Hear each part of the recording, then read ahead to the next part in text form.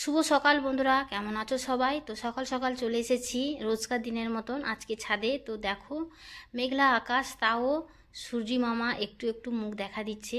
তো দেখো চারিপাশটা একটু দেখিয়ে দিলাম। পায়রাটা আমাকে দেখে দৌড়তে দৌড়তে আসছে, ভাবছে আমি খাবার নিয়ে এসেছি, খাবার আনতে ভুলে গেছি। তো ছাদ থেকে চলে এলাম, ছাদে যা কাজকর্ম ছিল করে রেখে এলাম। আর একটু গাছের গোড়ায় সার ওষুধ দিয়ে এলাম আজকে, যেহেতু বৃষ্টি হচ্ছে না তাই জন্য। তো বিছনা চাদরটা একটুখানি চেঞ্জ করে নিচ্ছি। তো বিছনা চাদরটা কাচবো, ওয়েদারটা একটু ভালো আছে।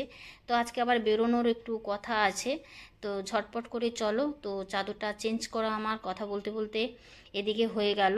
তো ওইদিকে বড়মশাই নিয়ে এসেছি, কালকে রাত্রে ডিম নিয়ে এসেছিল, ডিমগুলো ধোয়া হয়নি, পড়ে আছে। তো বারান্দায় রেখেছিলাম। তো মাঝরাত্রে উঠে বিড়ালের জ্বালায় আবার বারান্দা থেকে নিয়ে ঘরের মধ্যে ঢুকালাম। তো ভুলে গেছিলাম। তো রাত 2টোর সময় উঠলাম, উঠে আবার বারান্দাটা খুলে আবার ঘরের মধ্যে রেখেছিলাম। তো বারান্দায় রাখলে না বন্ধুরা, বিড়াল এসে সব ডিমগুলো খেয়ে চলে যায়। তো চলো একটা কন্টেনার নিয়ে নিলাম, এই একটা কন্টেনারের মধ্যে সমস্ত ডিম ভরে যাবে। তো ডিমগুলো নিয়ে এলে আমি ভালো করে পরিষ্কার করে নিই, তারপরে কলতলায় রেখে দিই। জলটা ঝরে গেলে এরকম একটা বড় কন্টেনারের মধ্যে রেখে দিই। ফ্রিজের মধ্যে ডিম রাখার ট্রে আছে, কিন্তু ওই ডিম রাখার ট্রের মধ্যে বেশি একটা ডিম ধরে না, অল্প কয়েকটা ধরে। আর মাঝে মাঝে কি হয়, ভয় লাগে ওখানে অনেক জিনিসপত্র থাকলে না, যে বাইরের দিকে যে ট্রেটা ওটা একবার ভেঙে গেছিলো, সব ডিমগুলো লাদালাদি করে রেখেছিলাম তাই ভেঙে গেছিলো। ভয়তে আর ওখানে রাখি না, ওখানে অন্য কোনো জিনিস রাখি। দু একটা থাকলে ওখানেই রেখে দিই।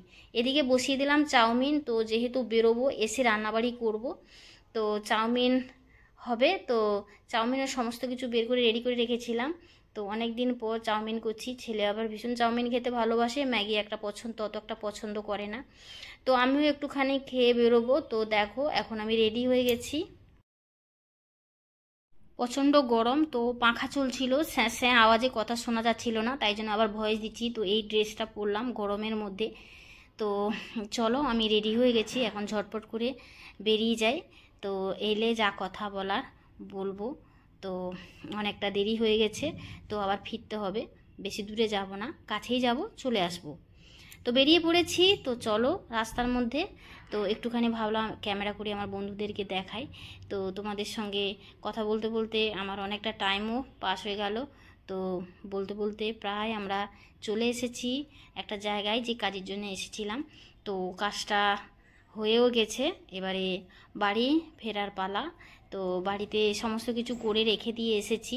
ছেলে বলেছে আজকে মাংস রান্না করবে, আর বাকি রান্নাগুলো আমি করব, ও বলল। তো আমি বললাম ঠিক আছে, তাহলে আমি ঘুরে আসি। আর ও একা একা পারে না, আমি থাকবো, ওকে বলে বলে দেবো, তারপরে ও করবে।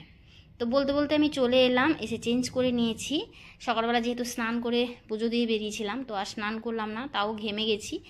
তো কি আর করা যাবে বলো। তো চেঞ্জ করে নিলাম, আর এদিকে রান্না বসিয়ে দিলাম। আর এই মাংসটা ম্যারিনেট করে রেখেছি, এদিকে ছেলে বসিয়ে দিয়েছে রান্না, বাকি রান্নাগুলো আমি করে নিয়েছি। তো ছেলে বললো আমি করব, বললাম তোমাদেরকে, তখন তো ও করছে। ও একটু মাংস টাংস হলে করতে ভালোবাসে, সবসময় করে না।